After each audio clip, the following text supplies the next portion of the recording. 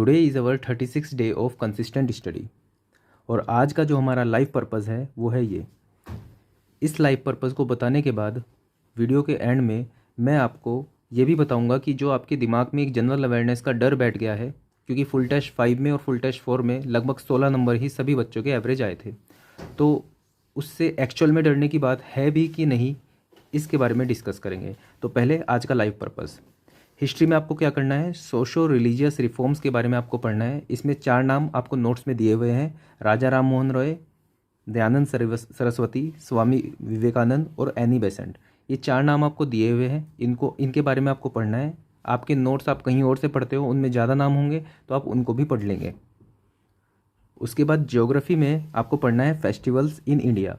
ये नोट्स में नहीं दिया हुआ है, तो आप इसको यूट्यूब पर सर्च करेंगे और जो भी इम्पोर्टेंट फेस्टिवल्स ऑफ इंडिया पूछे जा चुके हैं, ठीक है, उनके बारे में आप पढ़ लोगे। और साथ में प्रीवियस ईयर क्वेश्चंस भी देख लेंगे जो कि फेस्टिवल्स ऑफ इंडिया के बारे में पूछे गए हैं। पॉलिटी में आपको प्रीएम्बल के बारे में पढ़ना है, उसके इंपॉर्टेंट क्वेश्चंस देखने हैं, plus sources of constitution, constitution का कौन सा पार्ट किसके कॉन्स्टिट्यूशन से या फिर किस कंट्री से लिया हुआ है, ये आपको देखना है। रीजनिंग आप एज़ यूजुअल 1 आवर प्रैक्टिस करोगे डेली, तो कल को भी आप 1 आवर प्रैक्टिस ही करोगे। स्टार्टिंग के डेज़ में जब आपकी रीजनिंग उतनी अच्छी नहीं है तो आप क्वेश्चन प्रैक्टिस पे ज़्यादा ध्यान दोगे, स्पीड पर उतना ध्यान नहीं दोगे। मतलब अगर 1 घंटे में आप 15 क्वेश्चन भी कर रहे हो तो कोई गलत बात नहीं है, लेकिन आप उन 15 क्वेश्चन को सीखो कि कैसे करते हैं। उसके बाद जब वीक बाय वीक जब आप स्ट्रॉन्ग होते जाओगे रीजनिंग के अंदर, तो फिर आप स्पीड और एक्यूरेसी को देखोगे कि आप 1 घंटे के अंदर कितने क्वेश्चन कर पा रहे हो। तो रीजनिंग हो गया। उसके बाद करंट अफेयर में आप वही 30 मिनट्स आप करोगे, जनवरी टू अगस्त के करंट अफेयर्स। ये आपने कोई यूट्यूब सर्च अब तक कर ली होगी, या फिर मैंने करंट अफेयर की एक कोई बुक ड्राइव पर अपलोड की हुई है, द जीएस ड्राइव के नाम से, तो उसमें आप देख सकते हो। प्लस 15 मिनट का जो अभी आपका करंट अफेयर चल रहा है, सितंबर को इंक्लूड करना पड़ेगा आपको अपने प्रिपरेशन के अंदर। तो 15 मिनट का आप आज का भी जो करंट अफेयर है 5 सितंबर का, वो भी आप देखोगे। अब आते हैं टेक्निकल के ऊपर। कल का आपका जो सब्जेक्ट है वो है फ्लूइड मैकेनिक्स। फ्लूइड मैकेनिक्स के अंदर आप पढ़ोगे काइनामेटिक्स के बारे में, बहुत इंपॉर्टेंट टॉपिक है, ये आप पढ़ोगे। उसके बाद हाईवे के अंदर आप सरफेस हाईवे मटेरियल पढ़ोगे, और इसके अंदर आप सिर्फ PYQ करोगे SSC JE के। थोड़ा अगर जो आपने कर रखे हैं SSC JE के PYQ, तो आप YCT AE के देख सकते हो, या ESC के भी देख सकते हो। सिंपल थ्योरी वाले होते हैं न्यूमेरिकल, तो ज़्यादा टाइम नहीं लगेगा वो करने में आपको। उसके बाद एनवायरनमेंट में आप पढ़ोगे वेस्ट वाटर कैरेक्टरिस्टिक्स और design of sewerage system and apprentice.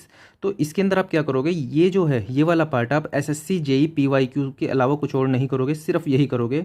Plus waste water characteristics के अंदर जो भी क्वेश्चंस हैं SSC JE PYQ में, जैसे BOD है, तो उसको आप नोट से भी रिफ़र करोगे और वो कॉन्सेप्ट भी आप समझोगे। प्लेट गर्डर्स सिर्फ इंपॉर्टेंट पॉइंट्स पढ़ोगे, इसको आप हैंडबुक से भी पढ़ सकते हो और याद कर सकते हो कि प्लेट गर्डर्स की जो भी इंपॉर्टेंट चीज़ें हैं। एंड लास्ट, क्योंकि BMC आज मंडे है, तो BMC मंडे को आप पढ़ते हो सीमेंट लाइम एंड मोर्टार। तो SSC JE के PYQ बहुत है, उतना आप कर लोगे, काफ़ी रहेगा। अब बात आती है जनरल अवेयरनेस की, कि इस जनरल अवेयरनेस से डरना है कि नहीं डरना है। तो आप ऐसे समझो कि आपके फुल टेस्ट 5 में और फुल टेस्ट 4 में कितने नंबर आ रहे हैं, एवरेज 16 मार्क्स, इसमें भी 16 मार्क्स, और पीछे भी करीब 16 मार्क्स के आसपास ही हुए थे जो 1 और 2 और 3 फुल टेस्ट आपके हुए थे। तो अभी मैं ये एज्यूम कर रहा हूँ कि आपने जो आपको काम मिलता है मंडे से लेके फ्राइडे तक आप पूरा कंप्लीट कर देते हो, तब भी आपके सिर्फ 16 मार्क्स ही आ रहे हैं, ठीक है। अगर ऐसा है तब भी आपके 16 मार्क्स आ रहे हैं, तो इसमें डरने वाली बात नहीं है। आपको 50 क्वेश्चन वहाँ पे मिलेंगे जनरल अवेयरनेस के, जिसमें से अगर आपके 16 मार्क्स आ रहे हैं, डरने की बात इसलिए नहीं है क्योंकि आपको सिर्फ क्या ध्यान रखना है, आपको अभी सितंबर, अक्टूबर और आप अगस्त में पढ़ते आ रहे हो, तो इनमें आपको बस डेली जनरल अवेयरनेस जो एक बेसिक है, जो कि पूछी जा चुकी है, उसको पढ़ना है।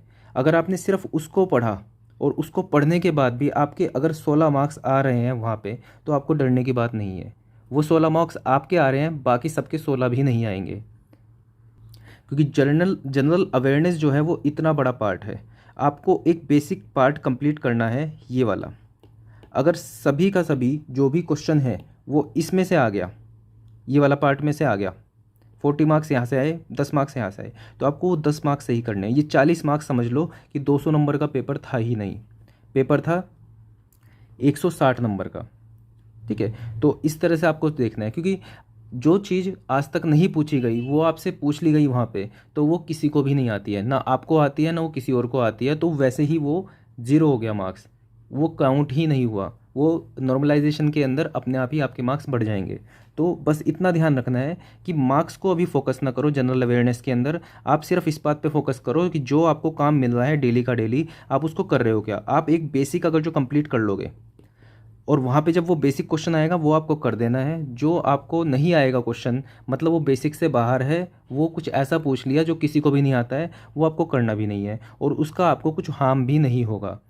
इतना बेसिक करने के बाद भी आपके 30 मार्क्स आ जाएंगे, लेकिन अगर आपके फुल टेस्ट में जो मार्क्स आ रहे हैं वो 16, 17, 18 आ रहे हैं, तब भी डरने की बात नहीं है, क्योंकि टेक्स्ट बुक के मॉक टेस्ट में इन सब में वो जानबूझकर ऐसे ही क्वेश्चन पूछते हैं जो कि बेसिक से थोड़े अलग हैं, ताकि आप अपनी रेंज बढ़ा पाओ, ताकि आप एक रेंज बढ़ाकर ज़्यादा पढ़ पाओ। तो इसलिए घबराने की बात नहीं है, जितने भी आपके मार्क्स आ रहे हैं जनरल अवेयरनेस के अंदर एटलीस्ट उसमें आप फोकस मत करो मार्क्स के ऊपर, उसमें आप बस डेली पढ़ाई पे फोकस करो, एक बेसिक कवर करने के लिए फोकस करो। जैसे जनरल इंटेलिजेंस है, हाँ इसके अंदर अगर जो आपके मार्क्स कम आ रहे हैं तो इसमें एक घबराने वाली बात है। अगर इसमें आपके 20 नंबर आ रहे हैं, 25 मार्क्स आ रहे हैं, इवन 30 मार्क्स भी आ रहे हैं, 35 मार्क्स आ रहे हैं, घबराने की बात है। आपको इसके अंदर 45 मार्क्स चाहिए और इसके अंदर कुछ ऐसा नहीं है कि कहीं और से क्वेश्चन आ जाएगा, क्वेश्चन सब वहीं से आएंगे, उसी पैटर्न पे आएंगे जो आपसे अब तक पूछे गए हैं। तो उसकी आपको डेली प्रैक्टिस करनी है और एक दिन आप 45 मार्क्स ले आओगे। जनरल अवेयरनेस के अंदर यह है कि आपने पूरे 2 महीने तैयारी की, तब भी ऐसा हो सकता है कि आपके 25 मार्क्स ही आए, लेकिन उसमें आपको घबराने की बात नहीं है, क्योंकि जो बाकी का 25 मार्क्स का पेपर होगा वो बिल्कुल आउट ऑफ द कोर्स होगा, वो कोई भी नहीं कर पाएगा। आप ये 25 मार्क्स कर पाओगे तो आप टॉपर होंगे। तो बस इतनी सी बात आप अगर जो समझ लोगे तो आपको डर नहीं लगेगा इस चीज़ में, और ये सच्चाई भी है, ये रियलिटी है। तो इसके अंदर मार्क्स गिर जाएं कोई दिक्कत नहीं, इसके अंदर आपको फोकस करना है सिर्फ सिलेबस कंप्लीट में। इसमें मार्क्स गिर जाएं तो घबराने की ज़रूरत है, इसमें आपको और तैयारी करनी पड़ेगी, 45 तक लाना पड़ेगा। और रही बात टेक्निकल की, उसमें तो 70 नंबर लाने ही पड़ेंगे, क्योंकि मेंस भी टेक्निकल का ही है पूरा। तो यहाँ पे मार्क्स तभी आएंगे जब आपके कॉन्सेप्ट क्लियर होंगे, और तभी वो कॉन्सेप्ट आप मेंस में भी लगा पाओगे। तो यहाँ पे कॉन्सेप्ट पे फोकस करना स्टार्ट कर दो। सिर्फ क्वेश्चन रट के अगर जो आप मार्क्स लाने की कोशिश कर रहे हो तो यहाँ आप क्लियर कर लोगे, यहाँ पे नहीं क्लियर कर पाओगे। क्वेश्चन रटना, क्वेश्चन करना और कॉन्सेप्ट सीखना दोनों ही इंडिविजुअल अलग अलग बातें हैं और दोनों ही इंपॉर्टेंट है। तो दोनों पर फोकस करेंगे टेक्निकल के केस में। So that's all for this video. आपके कोई भी क्वेश्चन होंगे तो आप मुझे इंस्टाग्राम पे द सिविल बंदा पर मैसेज कर सकते हो या यूट्यूब कमेंट सेक्शन में भी बता सकते हो। Thank you.